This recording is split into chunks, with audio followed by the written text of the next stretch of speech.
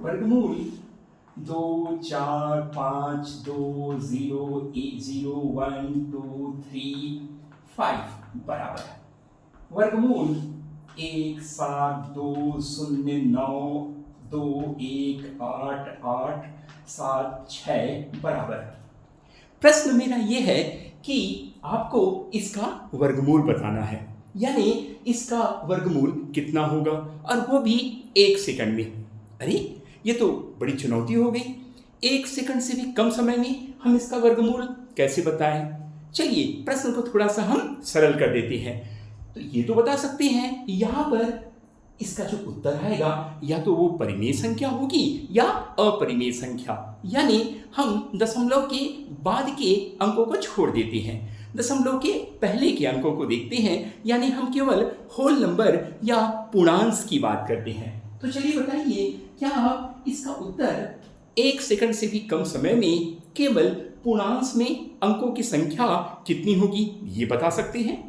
भाई आपको इसका पूरा वर्गमूल निकालने हम नहीं कह रहे हैं, हम ये कह रहे हैं कि यदि इसका वर्गमूल होगा तो केवल दशमलव के बाएं तरफ यानी पूर्णांश में अंकों की संख्या, यहाँ पर भी दशमलव के बाएं तरफ पूर्णांश में अंकों की संख्या आपको बताना है। अरे यह भी बड़ी इंपॉर्टेंट क्वेश्चन है, और ऐसा भी क्वेश्चन प्रतियोगी परीक्षाओं में पूछा जाता है कि इसके वर्गमूल के पूर्णांश में अंकों की संख्या कितनी होगी, या आप जब कैलकुलेशन करेंगे तो हो सकता है कैलकुलेशन सही हो या गलत, करेक्ट को चेक करने के लिए आपको इसका सहारा लेना होगा, जिससे आप उत्तर भले निकाल दिए लेकिन उत्तर को चेक करने के लिए यह विधि आपके बड़े काम आएगी। चलिए देखते हैं कैसे करते हैं। बस आपको कुछ नहीं करना है, इसमें अंकों की संख्या को गिन लेना है।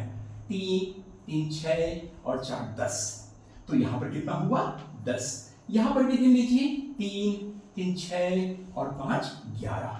तो यहाँ हमने देखा कि अंकों की संख्या यहाँ पर कितनी है 10, जो कि एक सम संख्या है, इवन नंबर है।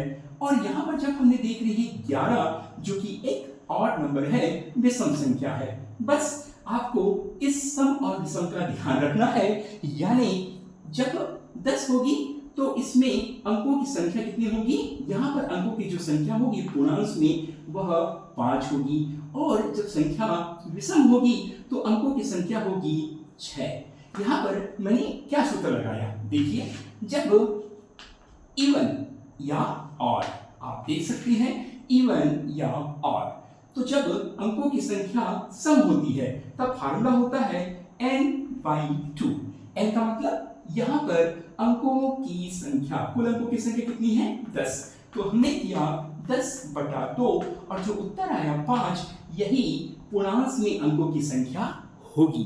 बिल्कुल ऐसे ही हम विषम संख्या के लिए देखेंगे। यहाँ पर विषम संख्या कितनी आई 11, यानी n+1/2, यानी हम देख सकते हैं n की जगह हमने क्या रखा 11 धन 1/2, यानी 12/2, यानी 6, अर्थात जो 6 होगा यह पूर्णांश में अंकों की संख्या होगी।